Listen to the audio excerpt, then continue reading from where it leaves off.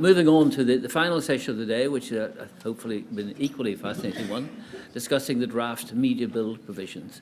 And I'll just actually hand over to the chair of this session, who we've just heard as a panellist in the last one, Steve Barnett, just to introduce his fellow panellists. I will. Thank you very much. I think you've all heard far too much from me already. I'm supposed to be introducing this with a couple of minutes, but I've spoken too much. So I'm just going to introduce the panellists, and they will each speak for 2 or 3 minutes, and then I might ask a few questions, and then we'll throw it open, and as much audience participation as possible.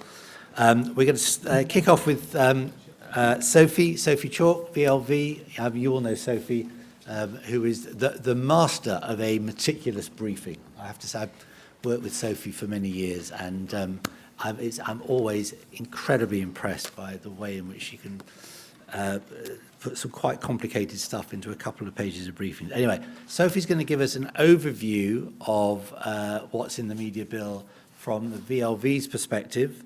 Then we'll hear from Lord McNally, Tom McNally, who is, I'm sure you all know, a very eminent Lib Dem peer, formerly leader of the Lib Dems in the House of Lords, and perhaps most famous in these circles for the last online VLV conference, where he thought he was on mute, there might have been an expletive which ended up in the Times diary, which he said is about the only time in the last 10 years that he's actually appeared in the press. Tim Suter, I'm very pleased to be in a reverse position where I'm chairing Tim rather than the other way around, because he knows far more about me than me. He knows where lots of bodies are buried, because Tim was not only at DCMS when the Comms Act was going through, but then went to Ofcom as head of content. So knows where bodies are buried there as well. And Anna, who I don't know well, but Anna is the Chief Executive of the... I am Executive Director. Executive Director of Sandford St Martin. And Anna will talk specifically about the what's happening to requirements for religious programming in the bill and whether that should be concerning. So I'm going to hand over straight away to Sophie for a sort of overview. Thanks, Steve. I'm going to try and be really quick. I will put these slides on the VLV website, so if you want to look at them in more detail afterwards, you can at your own leisure. The stated purpose of this bill is to basically support broadcasting in the UK, which is under a lot of pressure from streamers, and to ensure that audiences have access to high-quality content, and to maintain, really, the sustainability of UK broadcasting. So that's a financial issue. The key provisions. So PSB, the public service broadcasters, are going to get prominence online as well as on linear. The streaming platforms, their content will be regulated, which some of them are kicking back against. There'll be support for those with disabilities, so subtitles and such like on streaming platforms. The PSB remit has been revised. I'll say more about that in a minute. The Secretary of State is given a new power to set new quotas if they need to support better provision of public service content if it's not being provided. Channel 4 is going to be allowed to produce programmes in-house, which it hasn't been allowed to up till now. The Channel 4 Board has a new duty to ensure that the corporation remains financially sustainable, which will possibly change its motivations slightly. The media bill will allow the public service broadcasters to deliver their responsibilities as public service broadcasters on online platforms, so on their video-on-demand platforms, not just on linear, which is new. Up till now, it's had to be on broadcast, channel 1, 2, 3, 4 or 5. Smart speakers are going to be regulated so that UK radio stations will have prominence as well, which they don't have at the moment. In radio, local non-news content will no longer be required on commercial radio stations, but they will still have to put out news and information, but the definition of that has changed. And listed events, so sporting events and events of national importance, will have to be broadcast on a public service channel, on a public service broadcasting channel, and be free to air. Currently, it's for any channel, any service that has 95% coverage, but increasingly with digital, that's becoming nonsensical. So it's actually being specified as a public service benefit. In terms of content, currently the Communications Act has a whole list of content, which I'll come to in a minute, but religion and science and arts programmes. The content which is going to be required under this new Act is news and current affairs, content which reflects the lives, concerns and cultural interests of the UK population, and that's across the whole of the UK. Original content, content for children and young people, content made by broadcasters, and there'll be quotas for independent production to make sure independent producers also provide content. And that content can't just come from London. It has to, a proportion of that will have to come from outside the M25. And the Ofcom or the Secretary of State will set the various quotas in due course. We've got a few concerns. We welcome many of these provisions, especially prominence for the public service broadcasters, but we're a bit concerned about the rewriting of the public service remit, which currently ensures delivery by all the public service broadcasters jointly. It's not just individually. We're also slightly worried about the definition of prominence. These are all very detailed, possibly drafting issues that will be resolved even before the bill arrives to be debated in the House of Parliament. But we'd like audio content to be regulated online, which is a bit controversial because there's so much of it that we've been told, well, that's, it's sort of an outlandish idea. There's too much content online. How on earth can you regulate audio content online? But as was suggested earlier by a speaker, I think it was by Tony Hall, the idea that you're going to regulate video content but not audio content, it just doesn't seem consistent to us. And people don't realise they're listening to a podcast and possibly it might be complete mis or disinformation. And they don't realise it's not regulated in the same way as radio. So we think that should be considered. As was discussed earlier, possibly the definition of news could be updated in the Communications Act to make impartiality regulation clearer. We're concerned about the removal of at-risk genre like religion and arts from the PSB remit. Channel 4 innovation, we're a little bit concerned that could fall by the wayside. And the listed events regime, this is slightly detailed, it needs to apply to digital platforms, so the iPlayer and ITVX, so that if the Olympics are going on the other side of the world, you can watch, you're guaranteed to be able to watch that content on those platforms. You don't have to watch live on TV. There we go. That's great. Thanks, Sophie. Just a quick question. You said you were slightly concerned about definitions of prominence. Appropriate, what does appropriate prominence mean? It's quite a loose term, it seems to me.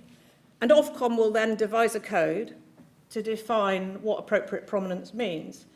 And that leaves Ofcom with I think, quite a significant task. And I think I wonder whether it should be debated a bit more what appropriate prominence means. So on the front page of your TV, when you turn it on, where do the apps, the tiles, where does does it have to be in the first row of tiles on your screen when you turn your telly on, or on the top of if you have one of those sticks that turns your TV into a digital platform, should the PSBs be in the first row? I think that sort of issue needs to be hammered out in a bit more detail. And something amended on the face of the bill? Because it's quite difficult to put something in an act. We'd like to see the discussion and probably to have some reassurances on that. Okay. All right, that's great. We'll come back to that. Tom, I should have said that actually Lord McNally was himself instrumental during the passage of the 2003 Comms Act in a number of ways, but you're going to give us a bit of historical perspective. A bit of, personal historical perspective. Between 1976 and 1979, I was head of the political office in number 10 Downing Street. Interestingly enough, broadcasting then was within the responsibility of the Home Office. Just think the Home Secretary could be responsible. That should give you nightmares. And I do remember Jim Callaghan calling me into his office in the way he did, and he just said, find out what Merlin's up to, Merlin Rees being, find out what Merlin's up to with the BBC. And it was my kind of introduction in trying to find out how our public service broadcasters are controlled. I don't think we were as neurotic as some later number 10s were, but always there's a certain tension about the coverage. The other thing, as was said, I was on the Putnam Committee, which was pre-legislative committee scrutiny of the 2003 Act.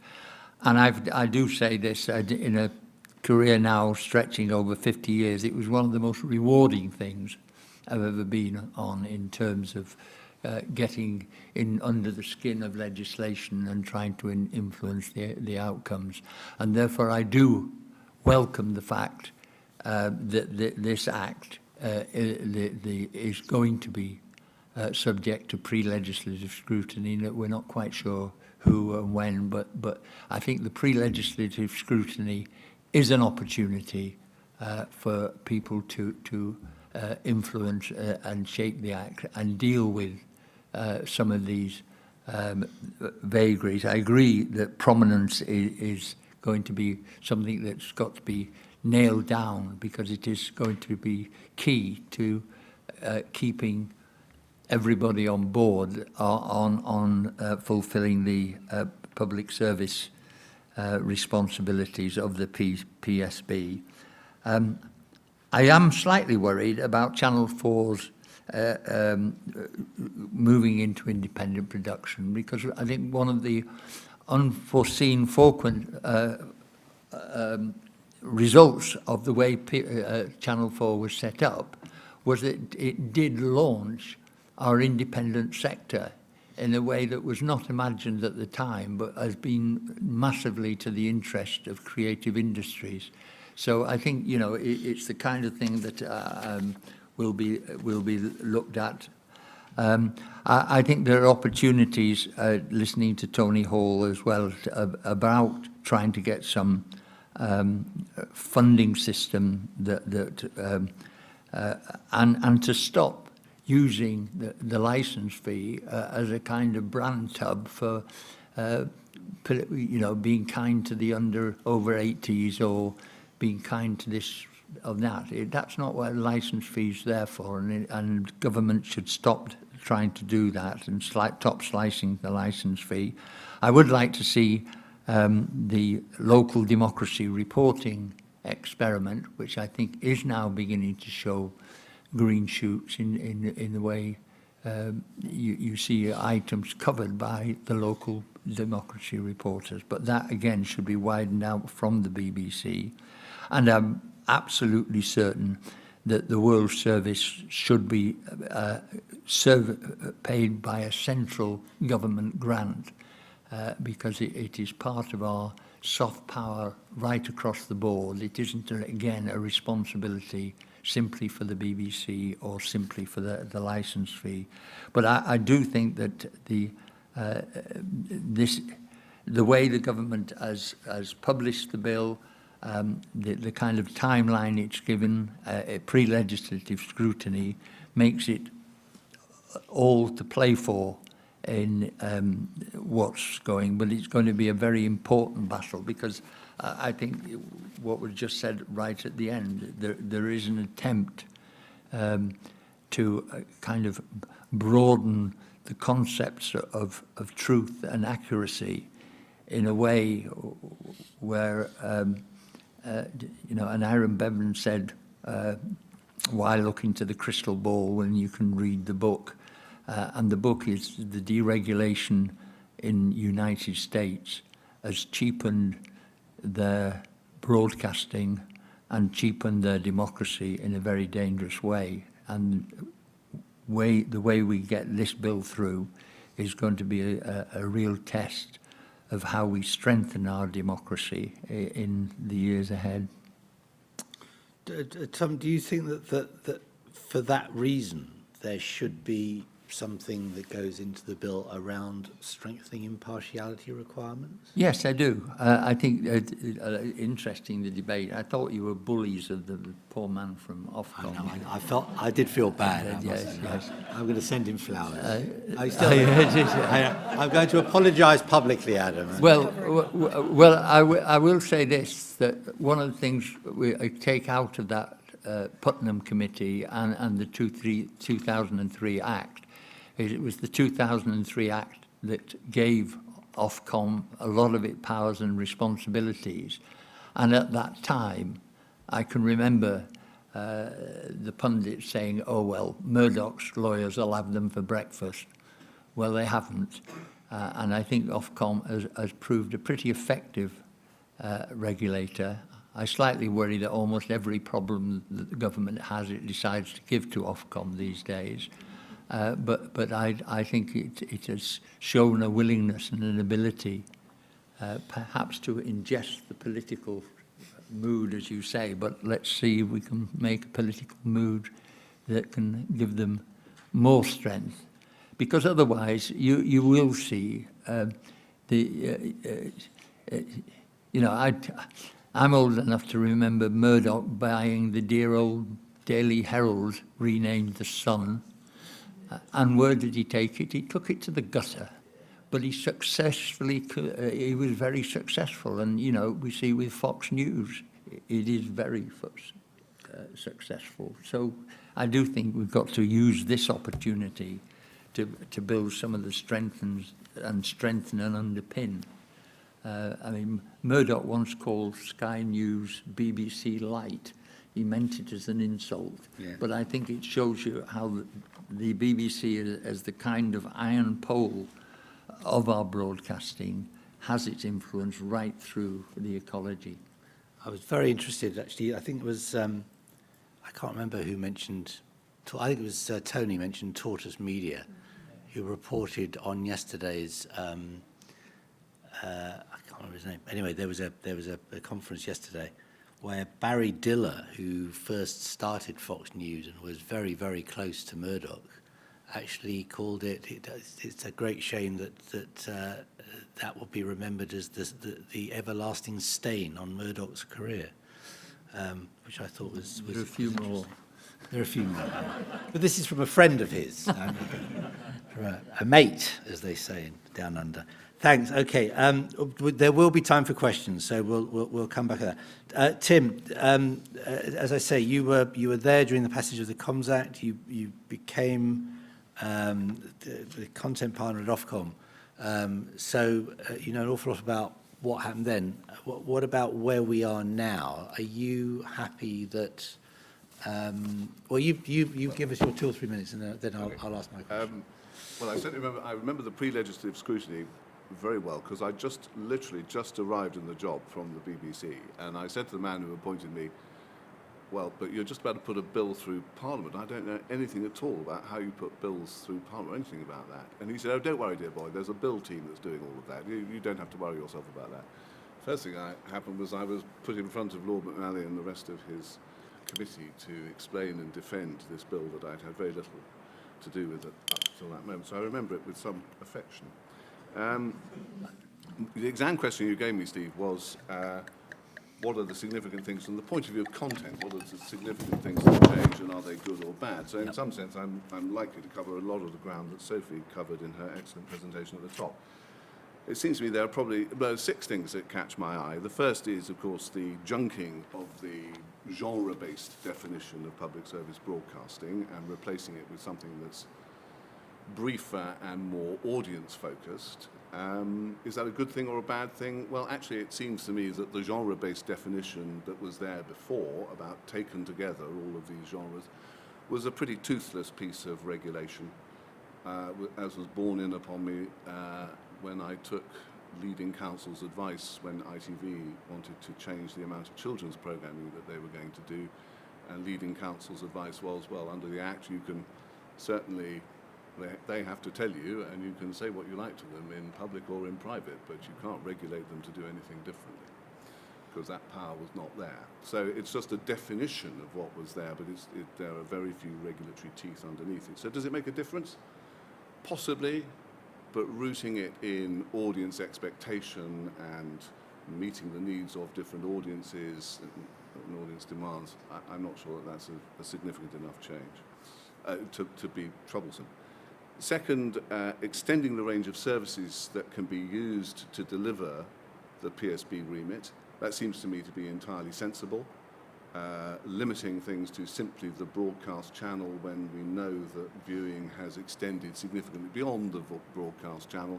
Just as with listed events, if we want to make sure that listed events can be shown on the online services, doesn't seem to me any reason why you shouldn't say some part of the remit can also be delivered there, but Ofcom needs to keep a pretty clear eye on that.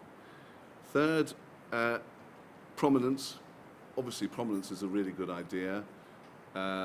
Appropriate prominence, yes, Sophie, you're right. The words, the devil is in the words, but I'd much rather have Ofcom working that out after a consultation than find a definition put on the face of the bill which is still there in 20 years' time when everything else is completely unrecognisable. So I'm not too worried about that. The fourth issue is around the deregulation of radio. I certainly remember 20 years ago heavy and sustained pressure from the commercial radio sector that the way commercial radio was regulated was much more intrusive and input regulated in terms of being prescriptive about where studios had to be based, about where people had to be employed. That is now effectively being swept away, and I think the long march of radio regulation away from where it started as commercial radio being set up specifically as local stations to compete with national BBC, this is one further step in the long march away from that conception of how to regulate radio. Channel 4, this seems to be the government is covering its tracks on Channel 4. It's decided not to privatise them, but to ask the board to behave as if they had been privatised. Well, you know, that's a political fix, isn't it? Let's see what happens. And finally, Ofcom. Yeah, I think Ofcom was always set up to be a powerful regulator. And if you look at the things that Ofcom is now going to have to do, not just through this bill, but on the online safety bill going through, it's going to be a very powerful body.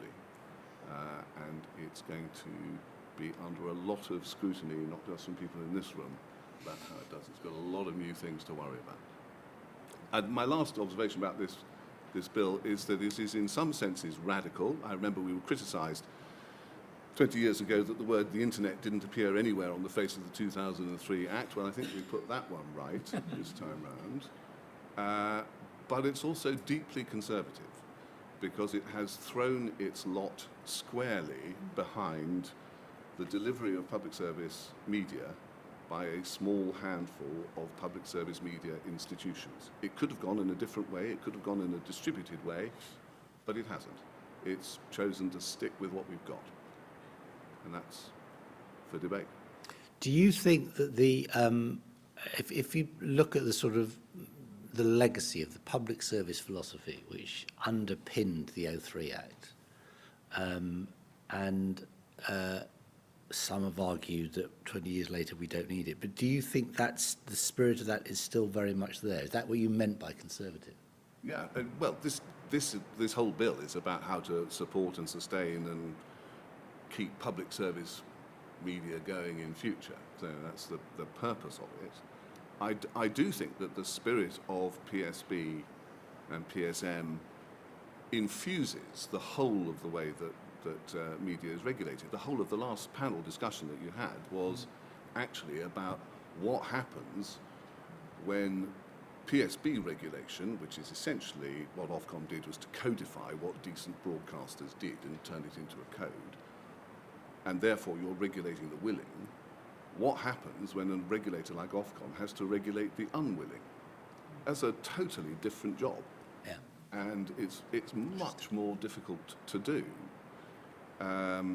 It's really easy to regulate people who want to be regulated, who understand where you're coming from and respect the rules. It's enormously difficult to regulate people who simply don't agree with your rules at all, don't understand them, don't believe in them, don't know why they're there, and will keep pushing you and pushing you and pushing you until in the end you have to find against them. So that's it. You've got to carry both those instincts in your head. I've always thought that's one of the most difficult balancing acts that Ofcom has to do. That is, I think that's a very, very important observation, actually, which is the sort of potential culture clash. Yeah. And I thought, actually, Tony Frangopoulos, who runs GB News, I'm sorry, coming back to impartiality, but he was quoted as saying something like, you know, we're run like a newspaper. What's the problem with that? And clearly just didn't understand the culture that he was coming to. Okay, thank you. Sorry, one more question, Tim. You mentioned Channel 4.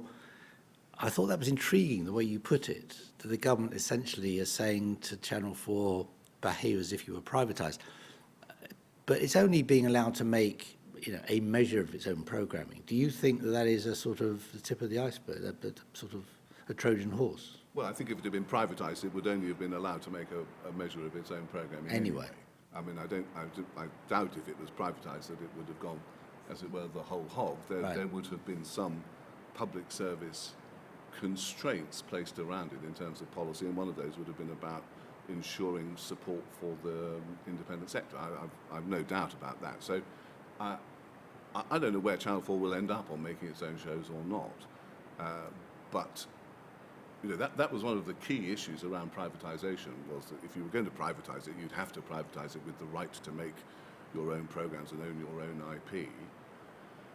And it's given that to Channel 4. Is it potentially a Trojan horse? Well, with respect to Lord McNally, I think the independent production landscape that was introduced by Channel 4 is significantly different now.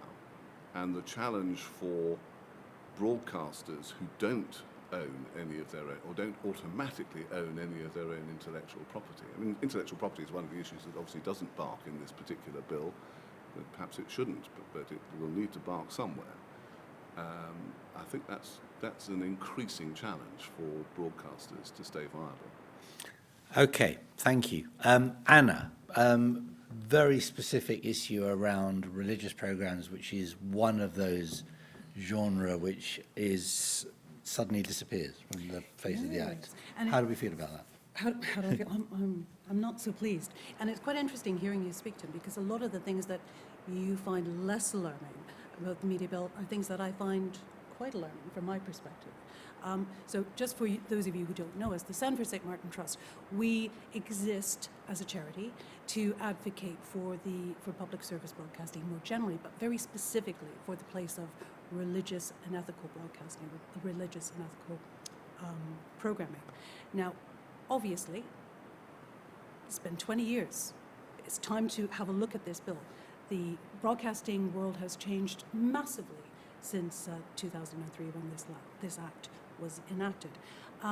So too has religious Britain. I'm sure you're all familiar with the results of the latest census. We are living in a much less religious Britain than we were 20 years ago.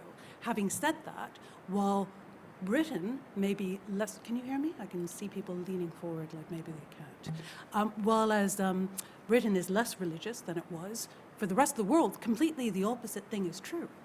And so if you're looking at what is the point of public service broadcasting, and if it is to inform and educate and give the audience a perspective on how the world works, then there is a real and definite place for good quality and quantity broadcasting that deals with religion.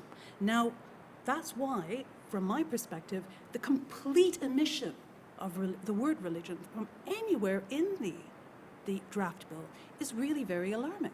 I mean, so what have we got here? Sophie mentioned it, Tim mentioned it at all as well. So we are going from having an insurable access to high quality informative content about a range of issues relevant to life in the UK, including religion, science, art, sports, etc. And instead, it's being replaced by a much less specific obligation for a sufficient quality of audio-visual content that, quote, reflects the lives and concerns of different communities and cultural interests and traditions within the United Kingdom. Now, forgive me, but from my perspective, that qualification is not only very vague, too vague to be enforceable, but it also fails to indicate what a sufficient quantity is. So we talked before about prominence. What is prominence? What is sufficient quantity? Who decides? Is it the culture secretary? Which culture secretary? And are they an expert?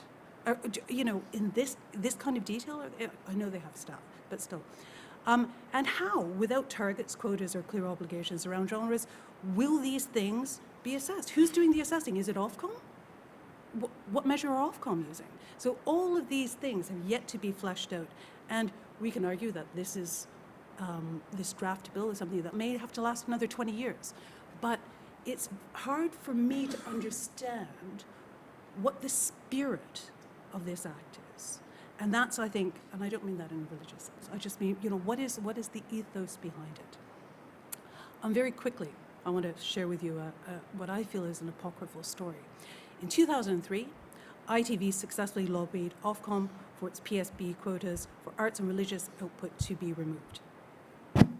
They said that the argument then was that the entrance of new content providers, digital content providers, would address the deficit. Does that sound familiar at all? Here we are 20 years later, and yet again, it seems like we have a similar conversation going on. But as quickly as 2015, Ofcom also noticed that ITV's provision of religion and ethics had all but ceased.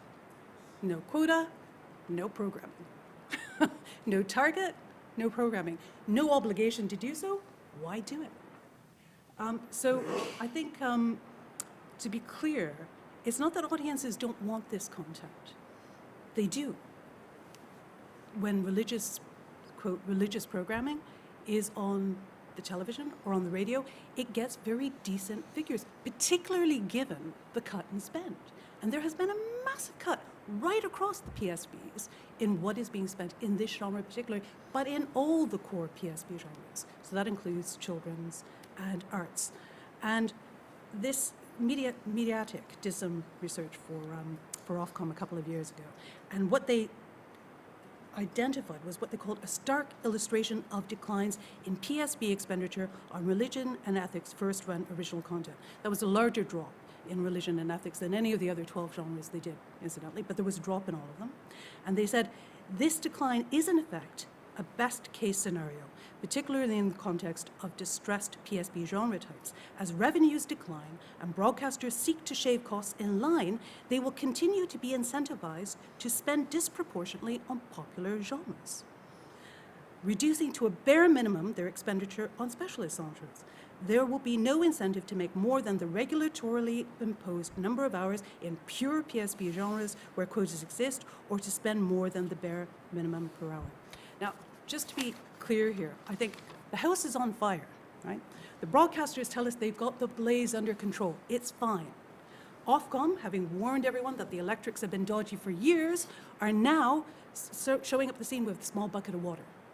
And the DCMS have got the media bill, and they say they're waving it to put out the flames, but they're just fanning the fire. We have a problem here, and it needs to be addressed. There's the lack. I love that analogy. I'm just trying to take it to its logical conclusion. So do we wait for the house to burn down, or what do we do about it? Well, I think that you probably need to get your firefighter's kit. You need to volunteer. No, I mean, we obviously need to try and quell the flames. I mean, there is an issue here, and I don't think by pretending that there isn't an issue, or by not recognizing and saying, well, it'll work out because broadcasters want the best, it'll be fine, is actually an answer. But do we bring, I mean, the real question is, do we bring back quotas? Yes, I think we do. Sorry, I think we do. And how do you define them in a more digital online world? Well, that's the challenge, and luckily that's not my job. But having said that, I mean, really, I'm very tempted to bring in Adam again, but I think he's had enough for today. I think look, I'm not saying it's easy. I really don't think it is easy. But the things that are worth doing are generally not easy anyways. And, we've had quotas before. We have quotas now. Part of, I think, my alarm is that I know that as part of the updating of the BBC's operating license, one of the things that they have asked Benny to do is to basically to have their targets removed and to regulate. They say that they have reached their targets for many years. And so therefore, they don't really need targets, do they? They can just have those taken away. And they will do their best and they will do it. It's obviously not going to work. You cannot mark your own homework and say that, how long will that last? Okay. I do think it's a problem for, I mean, I can absolutely see where you're coming from, but I just think if you throw this open either to parliamentarians or to the regulator and say, well, you decide how you're going to make this quota and then regulate the quota, I think in the online world it becomes increasingly difficult. Yeah, I think there's no doubt that the online world makes it very, very difficult. But if we're talking about PSB and PSN, maybe there is space for it there. Yeah, okay. Right. I think we've had a great overview, some interesting questions, some interesting answers. It's over to you. So let's have some questions from the floor. Concerns about the media bill? Yes, there's a at the back. Any others while maybe think about it? Okay, great. Thanks. Tim Wilson, policy consultant. I work with independent production companies in audio and in television. Can everyone hear all right? Yeah, can everyone hear that? Yeah. Great. Okay, yeah. So, first of all, I'm still reeling from Ofcom saying that they're not perfectionists. I'd have thought the regulator would do its best always to be perfectionist, so I'm still getting over that, Adam. I just wanted to say a few things about a couple of aspects that people have picked up on. First of all, I think, as the BBC have said, I think one thing about the use of the word appropriate could be improved if we use the word significant, because that would immediately say that PSBs need a lot of prominence, not just some prominence, and I think that's really what this is trying to do. Secondly, on the question of genres, I think the problem is that the bill seems to be removing Ofcom's requirement to measure the genres, and so not only are the broadcasters not overtly required to make all of those different types of shows, it sounds as though Ofcom won't be required to measure how many of those types of shows they are making, therefore we can't monitor the situation. Thirdly, on Channel 4, it is a problem to remove the the requirement that they cannot be involved in programme making, which I think is the wording, but they haven't replaced it, or they're not proposing to replace it with any alternative wording. And maybe it would be a good idea if they did, for example, to say something like Channel 4 should be commission a significant amount of content externally, so you would have something in the bill that made it clear that it was still supposed to be quite heavily involved in commissioning indies, so it's not just down to whatever quota the Secretary of State decides on. And lastly, if I'm allowed one more, just on terms of trade, there are protected terms of trade within the Comms Act, which was a major win for the indie TV sector and has enabled it to grow to be huge, as Tom referred to. And we're now in a situation in the audio sector where there are a wider set of markets that audio producers can compete in, and therefore they have rights which have value to be monetised. So they're now in the same situation that television was 20 years ago. The Media White Paper did talk about this in relation to the BBC and whether its terms of trade for audio should be regulated.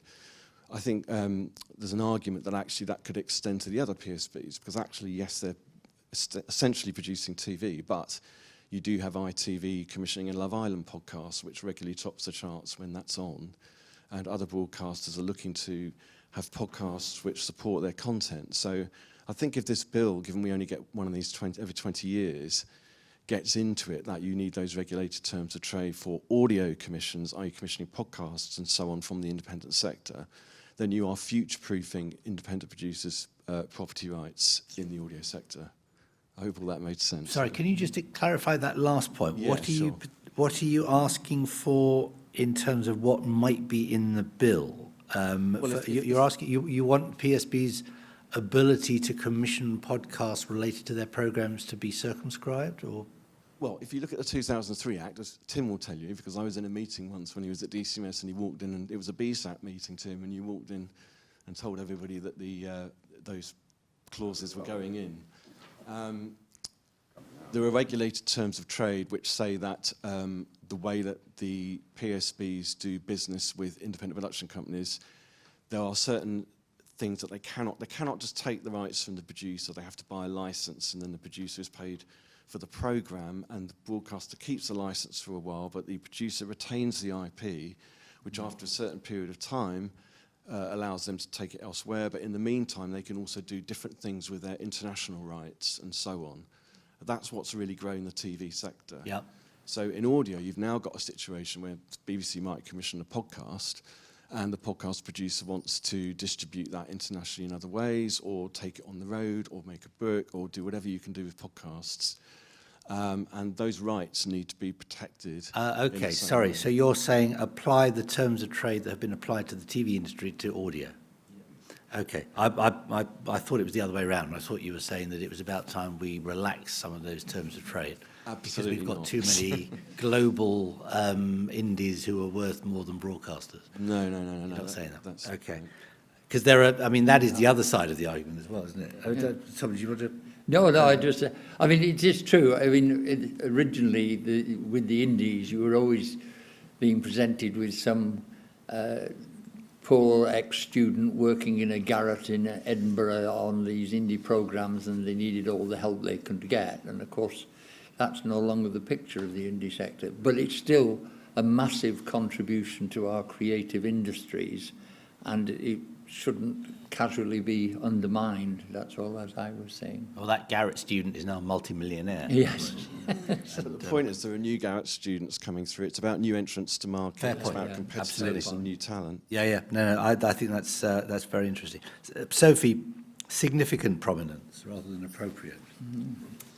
Yeah, probably. I mean, that would probably help, wouldn't it? I don't know, Tim. You see, I think Tim's the one who should be the font of My all. recollection is that at the moment, my recollection, I may well have got this wrong, but I think Ofcom has a role in adjudicating on prominence for EPGs, and I think the word It there writes the is- code, so it'll write a code. I think my understanding is, Adam will know more about this, it'll write, it's being going to be tasked with writing a code for And prominence. I think there Yeah. it's appropriate. I think the word is appropriate, but I'm sure there will be a lot of... We'll dance on the head of that pin. I think Andrew wants to clarify. Just keep the dance going for a second. The BBC's view is that significant would be, we really are... Just you wait for the microphone, Andrew. Wait for the Andy Scally, BBC. We are into the sort of area of the connoisseur here, I think, in terms of the precise wording, but significant, we think, would give a better indication of what we expect of the regulator in terms of the legislation, in terms of putting things like ITVX, All4, etc., giving them significant prominence on on-demand devices, whether that be smart TVs, etc. That's where we're coming. I feel. But it is the sort of thing that can be sorted out in the sort of conversations. Yes, I can see an amendment coming. Anna, would you be satisfied with the point about the Ofcom having no duty to measure or monitor, which I think is really important? As the genre disappears, then any obligation to measure or monitor disappears.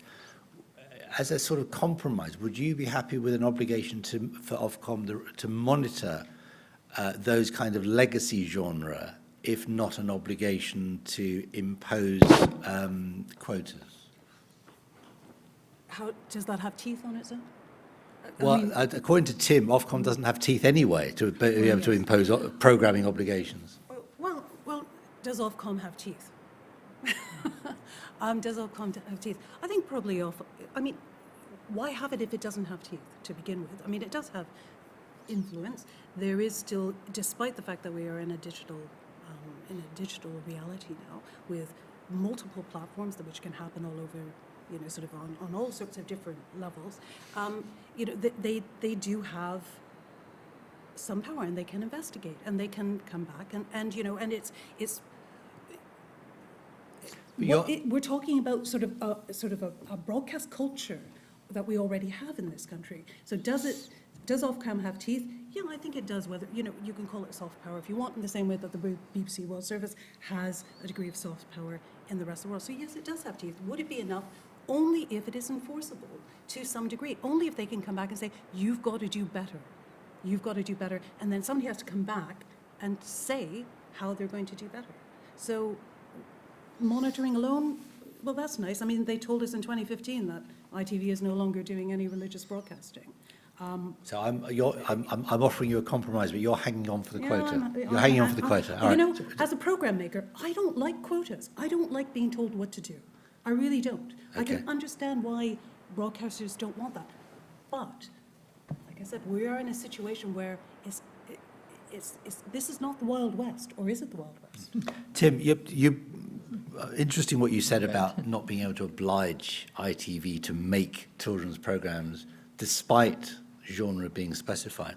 Is there any realistic possibility of putting something in a bill like this to say Ofcom should be measuring, monitoring a certain genre of output online, on linear, whatever, and then reporting without necessarily an obligation to make program. Well, I know there's, I've picked up that there's concern that there isn't a specific duty to monitor genre by genre, but if you kind of re-engineer it backwards and say the bill is going to give the Secretary of State the right or power to impose some genre, that's going to be on the basis of advice that it gets from Ofcom, and Ofcom can't give that advice unless it's monitoring what's going on.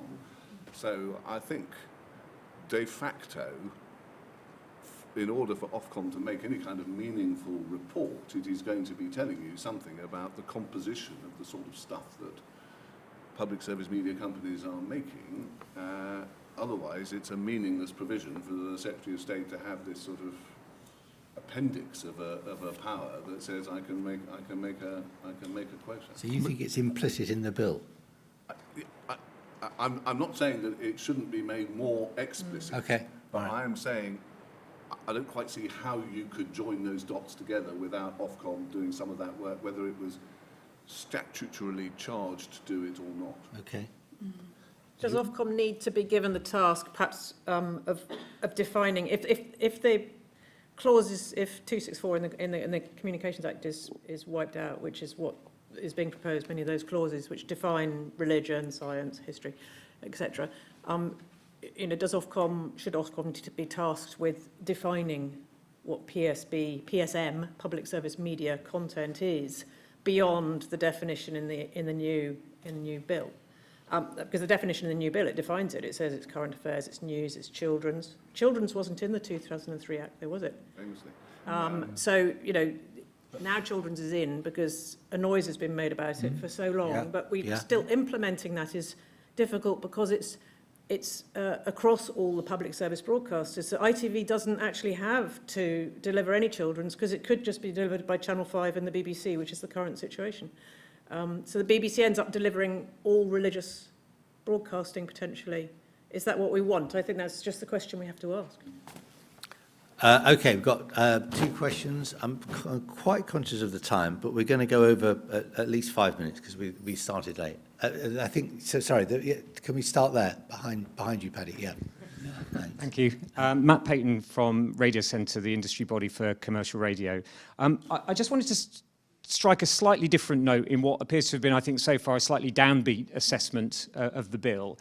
Certainly from our perspective, and I know BBC Radio as well, I think some of the measures are really welcome, particularly in audio and radio, and very hard fought, and especially around what we're calling audio prominence, but is really must carry of UK radio stations on online platforms. That's essential in a world where already a quarter of listening to live radio is happening online, and that's only increasing at a faster and faster rate. And if we don't get these measures through, then we're going to be completely at the mercy of Amazon and Google for our distribution and securing our route to customers and listeners in future. So I think on that side of things, I think we're really pleased with where this bill has netted out. I think it's not everything we would want. It doesn't do the same as in television and covering the players and the online-only content. But those are things, battles that we can fight and things in the future. I also agree with Tim's assessment. I think in terms of the outdated nature of some of the regulations around commercial radio. The framework was set up a long time ago in a world before the internet and before we had access to thousands or potentially hundreds of thousands of different radio stations. And and this is really important, there will be strong protections on local news and information output, both now and into the future. So I think, I take issue a little bit with the representation that this is the end of local content. It may be a reduction in local production and studios, but the local content is absolutely guaranteed and enshrined in the legislation in the future. So that was the sort of background, and I think sort of from our perspective, a more upbeat assessment. I did have one question. Sophie made a point regarding potentially regulating online audio content. I wonder how that would work in a world where there's 4 million podcasts out there and multiple streaming platforms, and whether that's maybe one for the future rather than being one for this bill. Well, as the Secretary of State's going to have the power to have the discretion to nominate which platforms, which video-on-demand platforms should be regulated. So they have to be, I don't know what the wording is exactly, significant audiences. So possibly you'd have to take that approach and say, well, this is the threshold. If you have more than this number of listeners, possibly. I'm just saying it seems a strange anomaly that video is regulated, audio isn't. People listen to podcasts produced all over the world from kitchens or wherever. Some may be very professional and very impartial, and others less so. And we're concerned about that. Yeah, I think that's most of that content, certainly that provided by producers, broadcasters, will, I think, meet those standards probably already. So I think on behalf of commercial radio, I don't think we're particularly worried about that, but we wouldn't want to stifle what is a growing market, an expanding market at this point. So I think it's a conversation worth having, but I don't think personally that expanding the scope of the bill at this time is the right move. Okay. Anyone else want to? Yeah, can I just say I've rather lost confidence in commercial radio delivering localism, and that's why I'm very keen that the BBC keeps and sustains its local radio network, because it's genuinely what it was conceived of as local radio with responsibility, whereas commercial radio seems to have been a long retreat from anything other than trying to amalgamate and itself into probably commercially successful operations, but with any sense of localism long since gone. Yeah. Just thought I'd tell you. Take a different view. I know. Yeah, no, I take your point about, you did say local production was going, but we've seen it happen in the local press, where basically you've got one journalist operating across a 150-mile radius, but trying to cover sort of several villages at the same time. Anyway, that's a different argument. Paddy, go on.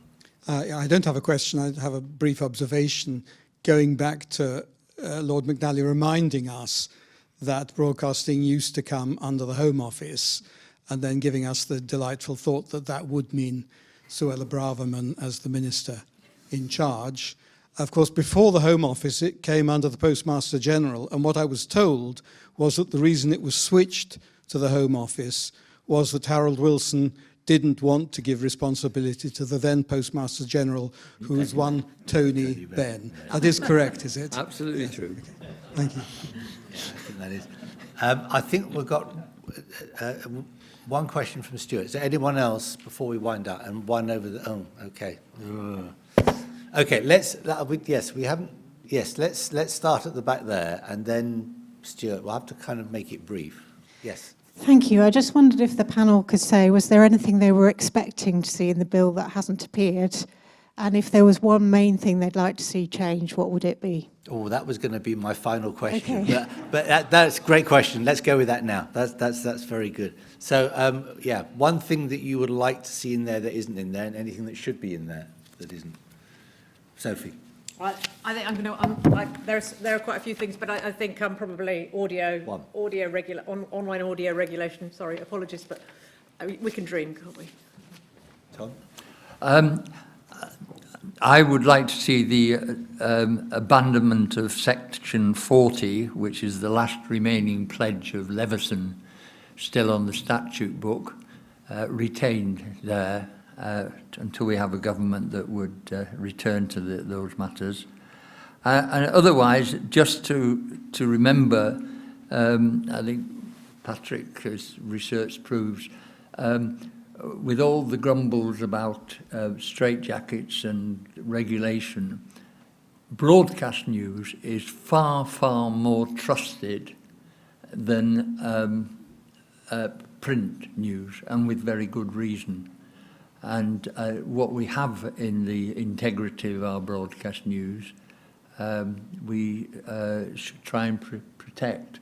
I do worry. I think some recent research I saw from Claire Enders about under 25s getting most of the news through TikTok, and the largest single supplier to TikTok was the Mail Online. That has worrying implications. Yeah, I think we know yours, Anna. I think you do know mine. Basically, a better more existentialist definition of what public service broadcasting is and genres related to that. Tim, one addition? Or No, something that should be in there that isn't? There's plenty in there already. Having spent some of yesterday afternoon, not as much probably as I should have done, some of yesterday afternoon trying to compare what's been published with what's already there with the notes, I'd like somebody just to produce one version, please, and slim it down, rather than having section 268HZ inserted after 268XY, which for those of us invited graciously to appear on panels like this is bloody confusing. Okay, two questions to finish off. Stuart. Thank you. Picking up the reference to PSB remit being delivered online, is it envisaged that some parts of the remit, for instance, the news quotas, would only be delivered online as opposed to on the broadcast channel? Yeah, let's just take the other question as well, and then we'll Hello, Gareth, International Broadcasting Trust again. I just wanted to mention that the other genre, if you like, that it has been cut from the remit are matters of international significance and interest. And this has been replaced with looking ever more inward, so the UK reflecting the UK to itself. And I worry that this is the consequence of the change in the remit. And yes, Sophie, I think we do need something that describes what public service, media or broadcasting is and means to the nation. And just a comment on that, I understood from ITV, from Magnus Brook, that news and current affairs will not be a quota that can be fulfilled online, that it has to still remain on linear, as I understand it. Let's take both those questions. Tim, is that your understanding, that there would have to be a quota, a news and current affairs quota fulfilled on the linear channel? That is my understanding, but I haven't studied 264HZZ in possibly sufficient detail to be sure, but I find it hard to imagine that you would abandon that, given that the bill clearly makes provision for the retention of a free-to-air public service sustaining element, and news being one of the few areas that is carved out for specific protection. I find it hard to imagine that you would be able to. Maybe this will be an issue for pre-leg scrutiny when it. It's all. Yeah. This is the thing about pre-legislative scrutiny, particularly to VLV. Use the opportunity. It is. I don't know whether they'll do it. I mean, Putnam had a great idea. I mean, I think we were among the first to publicly broadcast every session, but it was a great opportunity for influential bodies to give evidence and to shape. And we did change it. I mean, the Putnam Amendment on the citizen responsibility, where it came from that exercise. My only worry, I don't know yet what, and of course the jury's still out, what the BBC has done to its news channel and the merging, and what is the really long-term impact on the quality of news. That'll be for the next VLV conference, I think. Yeah, good, thank you. Definitely on the agenda. And in terms of the IBT issue, the matters of international significance, which of course is another genre that sort of disappeared, or is actually one of the public service requirements that disappeared. Sophie, presumably you would back that, and Anna too. I mean, it's sort of part of what you were saying. Yeah, I mean, I completely agree with you, Gareth. The thing you have got in there is international current affairs, which those genre, which are being completely dropped, don't have any representation, whereas there is a tiny bit of international in there, but is, and I always feel a bit as though the matters of international significance, which was quite hard, you know, it was hard fought for, I know, by IBT, and there was effort made by DCMS to include it. I'm not sure how much teeth it had as a provision in practical terms, looking at the decline of international documentaries and such like since 2003. So, but I do think whatever is in there should have teeth, Tim. I completely agree with you. That we have to see if we can achieve that. Shouldn't we, just because maybe the 2003 Act didn't have teeth in some regards, doesn't mean to say this one shouldn't have. being ambitious again.